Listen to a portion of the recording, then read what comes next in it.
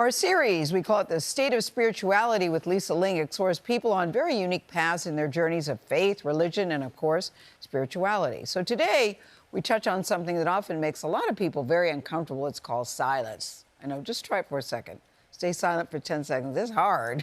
But the research shows that silence is physically and emotionally beneficial. Some say that prolonged silence can even be what they call a spiritual experience.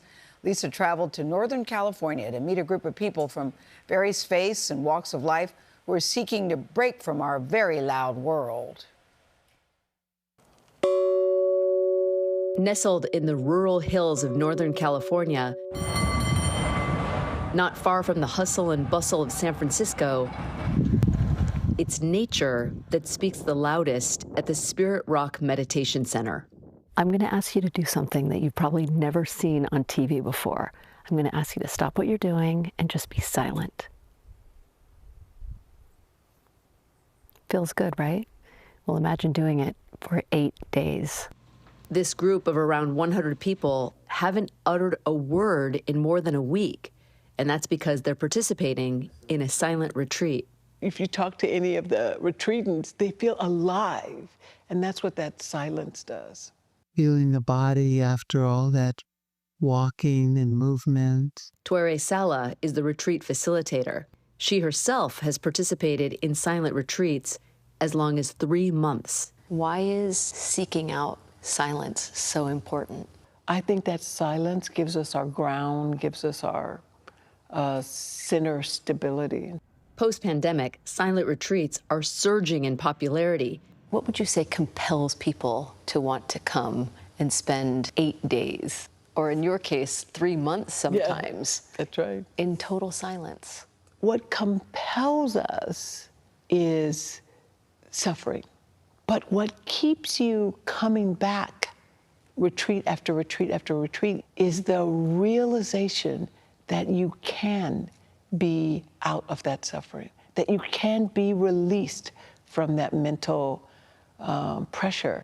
The benefit of silence isn't just anecdotal. Research shows silence helps lower blood pressure, cortisol levels, calms our thoughts, and can improve concentration and focus. We have to learn how to find that stillness. You need it to know that you're moving through life in the direction you want to go. That's exactly why Noelle Clark is here. She sat down with us shortly after speaking for the first time in 8 days. How does it feel to be talking again? I feel like my words are coming from a place like deeper inside, a more grounded place. This is Clark's 4th silent retreat.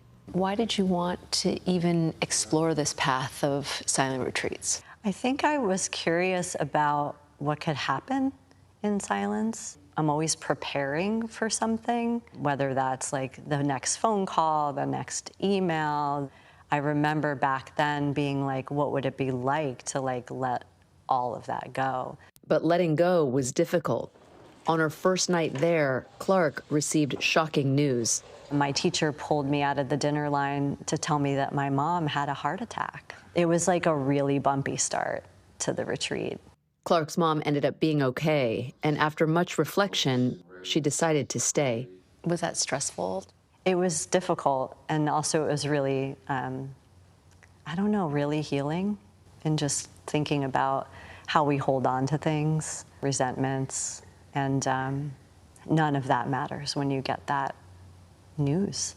For many retreat participants, the experience is spiritual. They spend their time reflecting and doing grounding exercises like meditation, all rooted in Buddhist practices. Do you feel like transformation happened here? Oh, yeah.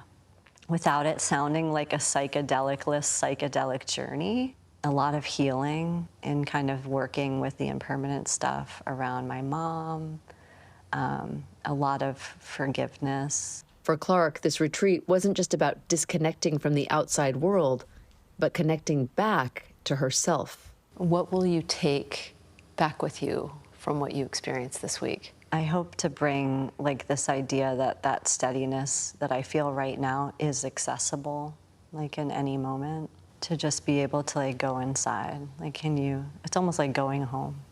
For CBS Mornings, I'm Lisa Ling in Woodacre, California.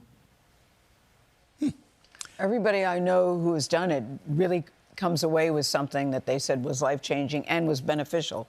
It just seems like it would be hard for me to do. What about you? I think, there's a concept in Zen meditation that says that silence is never empty, it's full of answers. And so, I adhere to that, but I don't know that I would want to do it with all these other people. Could you do it, Nate? I think I could. You do? And I would, yeah. All right. I'd like to try that.